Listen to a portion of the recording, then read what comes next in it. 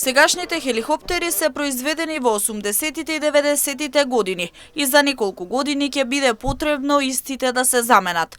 Ова е само една од причините поради кои се набавуваат нови 8 хеликоптери за потребите на армијата, посочи денеска од Штип министерката за одбрана Славјанка Петрова.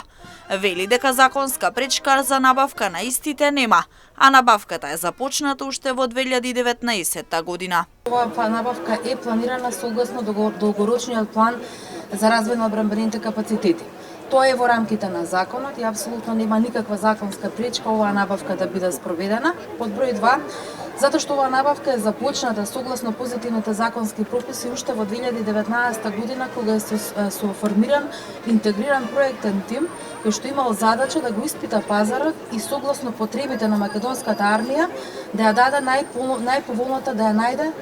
најповолната понуда која што одговара на нашите така наречени оперативни побарувања. Зошто набавката, дали се тие потребни? Апсолутно да. Јас ќе ви дадам само еден показател, а тоа е дека сегашните хеликоптери кои ги имаме во рамките на воздухопловниот винг и воздухопловството во Република Северна Македонија во армијата се со производство од 80-тите и 90-тите години.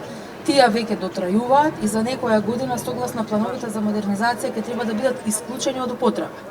Бидејќи процесот на замена или процесот на обновување на една опрема, особено ваква значајна опрема, не може да се случи преку ног. Потребно е однапред и неколку години однапред да биде испланирана и спроведена оваа набавка.